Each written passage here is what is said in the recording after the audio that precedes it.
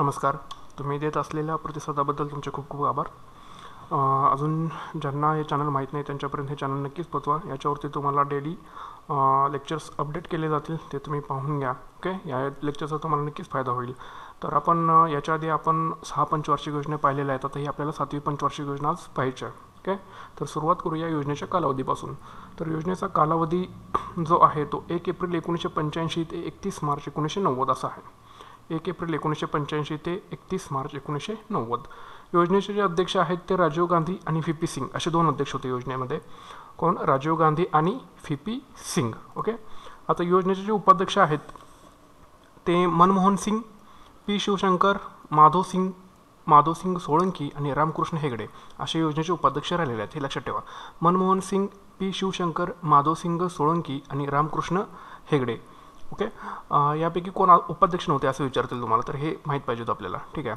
आता राजीव गांधी हे डिसेंबर 1989 पर्यंत आणि व्ही पी सिंग डिसेंबर 1989 नंतर या योजनेचे अध्यक्ष होते. आणि योजनेचे उपाध्यक्ष पहिले होते ते मनमोहन सिंग हे ऑगस्ट 1987 पर्यंत, पी शिवशंकर जुलै 1987 ते जून 1988 पर्यंत, माधव सिंग सोळंकी जून 1988 ते ऑगस्ट 1989 पर्यंत आणि रामकृष्ण हेगडे डिसेंबर 1989 नंतर ह्या योजनेचे उपाध्यक्ष म्हणून राहिले होते. ठीक आहे.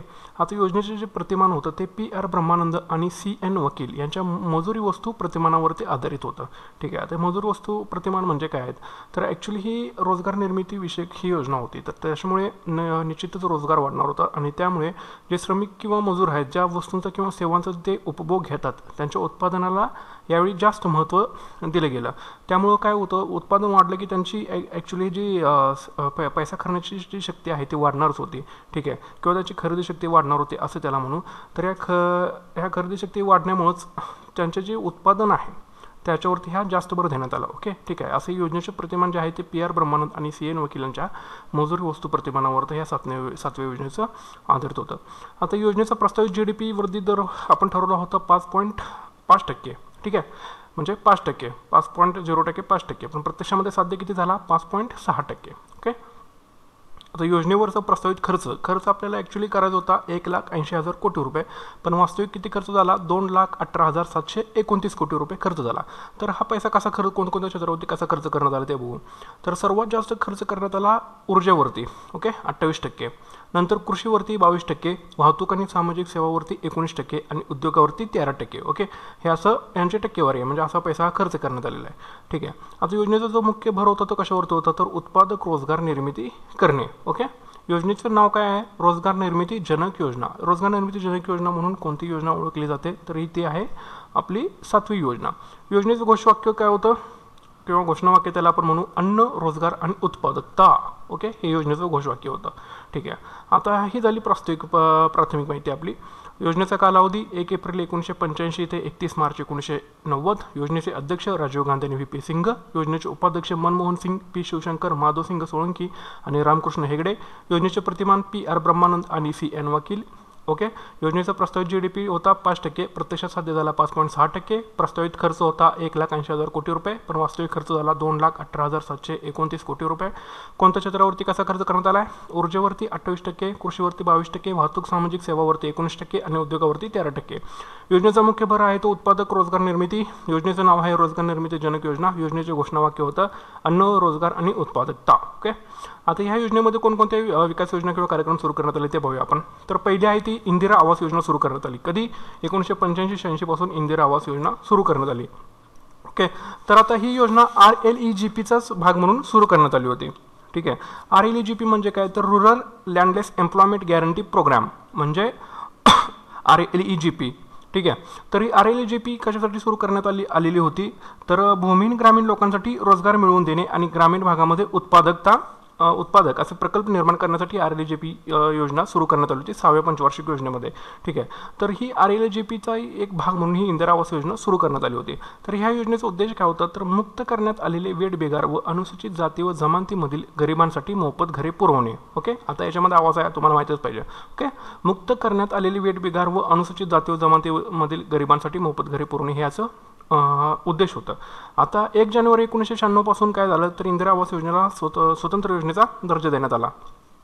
मात्र एप्रिल 1989 पासून ही जी इंदिरा आवास योजना होती ती जवाहर रोजगार योजनेमध्ये विलीन करण्यात आली होती आणि त्यानंतर 1 जानेवारी 1996 पासून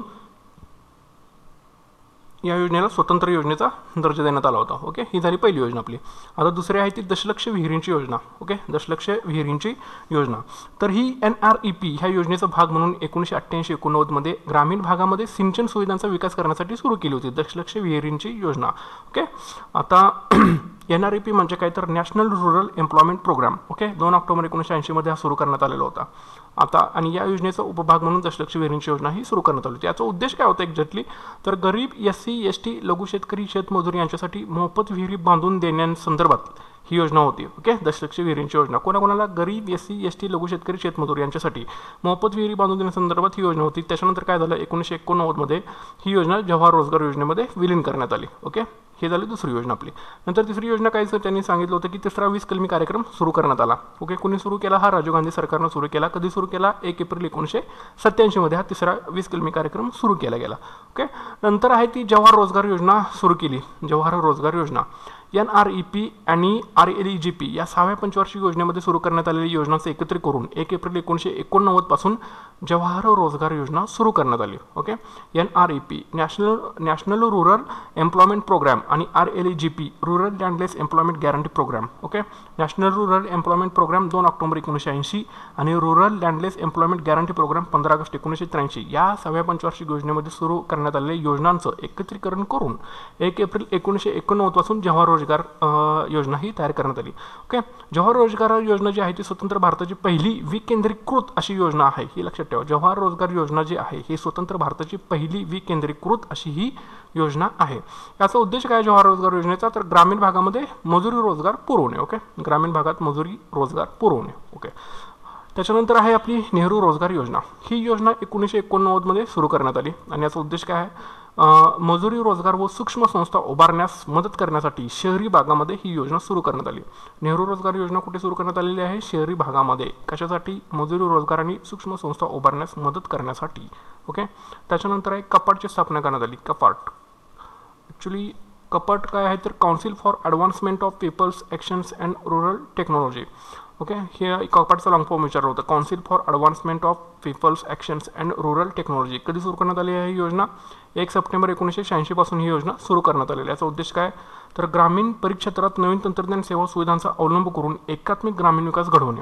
ग्रामीण परिक्षेत्रात नवीन तंत्रज्ञान सेवा सुविधांचा अवलंब करून एकात्मिक ग्रामीण विकास घडवणे यासाठी ही कपाट ही अशी योजना सुरू करण्यात आलेली आहे. कधी सुरू करण्यात आलेली आहे 1 सप्टेंबर 1986 पासून. ओके, आता योजनेदरम्यान घडलेल्या विविध राजकीय घडामोडी कोणकोणत्या ते बघूया आपण. तर पहिली राजकीय घडामोडी अशी होती की 53व्या आणि 55व्या घटनादुरुस्तीद्वारे मिझोराम आणि अरुणाचल प्रदेश यांना राज्याचा दर्जा देण्यात आला. ओके, 53 आणि 55व्या घटनादुरुस्तीद्वारे मिझोराम आणि अरुणाचल प्रदेश यांना राज्याचा दर्जा देण्यात आला. 20 फेब्रुवारी 1987 रोजी ही घटनादुरुस्ती झालेली होती. ओके, नंतर 56व्या घटनादुरुस्तीने गोवा या केंद्रशासित प्रदेशाला राज्याचा दर्जा देण्यात आला. 56व्या घटनादुरुस्तीने गोवा या केंद्रशासित प्रदेशाला राज्याचा दर्जा देण्यात आला 30 मे 1987 मध्ये. ओके, नंतर भारत आणि श्रीलंका देशामध्ये शांतता करार करण्यात आला. भारत आणि श्रीलंकामध्ये शांतता करार करण्यात आला. ओके, ठीक आहे. आता करार कोणामध्ये झाला आहे तर राजीव गांधी आणि श्रीलंकाचे जे राष्ट्राध्यक्ष होते जयवर्धने यांच्यामध्ये शांतता करार झाला. ठीक आहे, तर त्यावेळी काय श्रीलंकेमध्ये LTTE म्हणजे काय liberation tigers of Tamil Eelam. Okay, Tamil Eelam आणि जे श्रीलंका सैन्य होतं यांच्यामध्ये यादयुद्ध सुरू होतं. ठीक आहे, तर LTTE विरोधात श्रीलंकन शासनानं ऑपरेशन लिबरेशन सुरू केलं. LTTE विरोधात श्रीलंकेनं ऑपरेशन लिबरेशन हे सुरू केलेलं होतं. तर यामध्ये श्रीलंकेने सैन्य मागे घ्यावे आणि LTTEने शस्त्रे खाली ठेवावीत या संबंधित राजीव गांधींनी श्रीलंकेमध्ये एक करार झाला. ठीक आहे, नंतर त्याच्यामुळेच काय झालं यावेळी शांतता प्रस्थापित करण्यासाठी भारतानं श्रीलंकेमध्ये IPKF म्हणजे इंडियन पीस कीपिंग फोर्स हे सैन्य तैनात केले आणि या सैन्य दलाचा राग म्हणून LTTEनं काय केलं पुढे राजीव गांधींची हत्या केली. ओके, ठीक आहे, तर हे अशा प्रकारे भारत आणि श्रीलंकामध्ये शांतता करार हा करण्यात आलेला आहे. नंतर 61वी घटना दुरुस्ती झाली. 61व्या घटना दुरुस्तीने काय झालं तर मतदानाचं जे वय 21 वर्ष होते 21 वर्षावरून ते किती झालं 18 वर्ष असं करण्यात आलं. ठीक आहे, कधी झाली घटना दुरुस्ती 28 मार्च 1989ला. आणि नंतर बोफोर्स प्रकरण. ओके, बोफोर्स प्रकरण आपल्याला माहिती आहे स्वीडिश बोफोर्स AB कंपनीसोबत हा करार झाला होता बोफोर्स तोफांचा. ओके, यावेळी भारतानं 440 बोफोर्स तोफा खरेदी करण्याचा करार केला होता. पण द हिंदू वर्तमानपत्राच्या चित्र सुब्रमण्यम नावाच्या ज्या पत्रकार होत्या त्यांनी या व्यवहारामध्ये लष्करी तसेच राजकीय व्यक्तींना मोठी लाच दिली असल्याचे प्रकाशित केलेलं होतं. त्यामुळेच काय झालं, काँग्रेसला त्यावेळी मोठं हानी पोचली होती. आणि ह्याच्यामध्ये या व्यवहारामध्ये दलाल म्हणून काम करणारा जो इटालियन नागरिक होता त्याचं नाव होतं कॉत्रोची आणि राजीव गांधी यांचे जवळचे संबंध होते. ठीक आहे. म्हणून 1999मध्ये CBIने काय केलं, जे कॉत्रोची विन चड्ढा संरक्षण सचिव SK भटनागर आणि राजीव गांधी ओके आणि इतरांविरुद्ध आरोपपत्र सादर केलं होतं. आणि सध्या दिल्ली उच्च न्यायालयामध्ये हा सदर खटला जो आहे तो प्रलंबित आहे. ठीक आहे. पुढे कारगिल युद्धामध्ये मात्र याच भारतीय बोफोर्स तोफा भारतीय लष्करांच्या कामी आल्या होत्या. ठीक आहे. आता योजनेचं प्रतिमान पाहायचं झालं तर आपण कसं करू, योजनेचं अनुमान जर पाहायचं झालं तर आपल्याला काय सांगता येईल, तर जे अन्नधान्याचं उत्पादन होतं ते 170.6 दशलक्ष टन झालं. ठीक आहे. नंतर राष्ट्रीय उत्पन्नामध्ये 28% वाढ झाली. औद्योगिक वृद्धी दर 8.5% इतका प्राप्त करण्यात आपल्याला यश मिळालं. 8.5%. उत्पादन क्षेत्र म्हणजे मॅन्युफॅक्चरिंग सेक्टर्समध्ये 8.8% इतका वृद्धी दर गाठण्यात आपल्याला यश मिळालं. विक्रमी भाववाढ झाली. ओके. 1985मध्ये 3.8% होती, ती पुढील प्रत्येक वर्षी म्हणजे त्याच्या पुढच्या वर्षी 5.3%, नंतर 9.8%, परत 5.7%, परत 9.1% अशी म्हणजे विक्रमी भाववाढ होतच गेली. ठीक आहे. नंतर किमतीचा निर्देशांक जो होता म्हणजे आधारभूत वर्ष 1981-82 म्हणून 90-91 मध्ये होता तो 191.8 पर्यंत पोहोचला आणि 1985-86 मात्र तो कितीवर होता 127.7%, म्हणजे हा वाढलेला आहे. ओके. आता महत्त्वाचं याच्यामध्ये काय करायचं आहे, तर महत्त्वाचं समजा पाहायचं असेल तर आपल्याला काय पहिल्या ते जी 6व्या योजनेमध्ये भारतामध्ये आदेशात्मक नियोजनाची पद्धत ही वापरली जात होती, आदेशात्मक पद्धत. परंतु 7व्या योजनेतील विज्ञान तंत्रज्ञान क्षेत्रामध्ये काय झालं, सूचकात्मक नियोजनाचा वापर करण्यात आला. नियोजनाचा वापर करण्यात आला, त्यालाच आपण काय म्हणतो इंडिकेटिव्ह प्लॅनिंग. ओके. तर ही अशी ही आपली 7वी पंचवार्षिक योजना आहे. ठीक आहे. तर थोडक्यामध्ये पुन्हा एकदा योजना पाहिजे झाली तर आपण कसं बघूया. कालावधी 1 एप्रिल 1985 ते 31 मार्च 1990. योजनेचे अध्यक्ष राजीव गांधी VP सिंग, उपाध्यक्ष मनमोहन सिंग, P शिवशंकर, माधवसिंग सोळंकी, रामकृष्ण हेगडे. योजनेचे प्रतिमान PR ब्रह्मानंद आणि CN वकील. मजुरी वस्तुमानावर या योजनेचं 7व्या पंचवार्षिक योजनेचं प्रतिमान जे आधारित होतं. ठीक आहे. रोजगारामुळे ही ॲक्च्युली रोजगार निर्मिती योजना होती, त्याच्यामुळे रोजगारामुळे ग्रामीण व शहरी मजुरांची खरेदी शक्ती वाढणार होती. त्याच्यामुळे जे वस्तू आणि सेवांचा उपभोग घेतात त्याच्या उत्पादनाला या 7व्या पंचवार्षिक योजनेमध्ये जास्त महत्त्व देण्यात आलं. प्रस्तावित GDP वृद्धी ठरवलं होता 5%, प्रत्यक्षात झाला 5.6%. योजनेवरचा प्रस्तावित खर्च होता 1,80,000 कोटी रुपये, वास्तविक खर्च झाला 2,18,729 कोटी रुपये. ऊर्जेवरती 28%, कृषीवरती 22%, वाहतूक सामाजिक सेवावरती 19% आणि उद्योगावरती 13% खर्च करण्यात आले. योजनेचा मुख्य भर कशावरती होता, उत्पादक रोजगार निर्मिती योजना. योजनेचं नाव आहे रोजगार निर्मिती जनक योजना. योजनेचं घोषवाक्य होतं अन्न रोजगार आणि उत्पादकता. योजनेदरम्यान सुरू करण्यात आलेले विविध विकास योजना आणि कार्यक्रम कुठले, पहिले इंदिरा आवास योजना 1985 पासून सुरू करण्यात आली RLGPचा भाग म्हणून. ओके. नंतर 10 लक्ष विहिरींची योजना सुरू करण्यात आली NREPचा भाग म्हणून 1988-89 मध्ये. तिसरा 20 कलमी कार्यक्रम हा राबवला गेला. ओके. राजीव गांधी सरकारनं हा कार्यक्रम राबवलेला होता कधी 1 एप्रिल 1987 मध्ये. नंतर जवाहर रोजगार योजना NREP आणि RLGPचे एकत्रीकरण करून 1 एप्रिल 1989 मध्ये जवाहर रोजगार योजना सुरू करण्यात आली. ही स्वतंत्र भारताची पहिली विकेंद्रीकृत योजना आहे. ओके. नंतर ही नेहरू रोजगार योजना 1989 मध्ये सुरू करण्यात आली. नंतर कॅपाडची स्थापना करण्यात आली. CAPART council for advancement of people's actions and rural technology 1 September 1986 पासून ही सुरू करण्यात आली. आता विविध राजकीय घडामोडी कुठल्या, मिझोराम अरुणाचल प्रदेशला राज्याचा दर्जा देण्यात आला 53 आणि 55 घटना दुरुस्ती करून. गोव्याला केंद्रशासित प्रदेशाचा दर्जा देण्यात आला 56वी घटना दुरुस्ती होऊन. भारत आणि श्रीलंकामध्ये शांतता करार झाला. 61वी घटना दुरुस्तीनुसार मतदानाचं जे वय होतं 21 वर्षावरून 18 वर्षापर्यंत करण्यात आलं. बोफोर्सचं प्रकरण झालं. ओके. नंतर योजनेचं अनुमान काय, अन्नधान्याचं उत्पादन 170.6 दशलक्ष टन इतके झालं. राष्ट्रीय उत्पन्नामध्ये 28% वाढ झाली. औद्योगिक वृद्धी दर 8.5% इतका प्राप्त करण्यात यश मिळाला.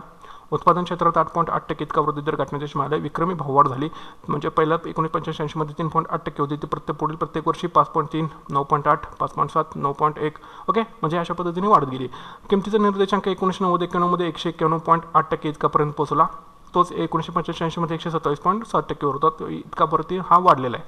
नंतर महत्त्वाचं काय, पहिल्या ते 6व्या पंचवार्षिक योजनेमध्ये आदेशात्मक नियोजनाची पद्धत ही भारतामध्ये राबवली जात होती. परंतु 7व्या योजनेतील विज्ञान आणि तंत्रज्ञान क्षेत्रात सूचकात्मक नियोजनाचा हा वापर करण्यात आला.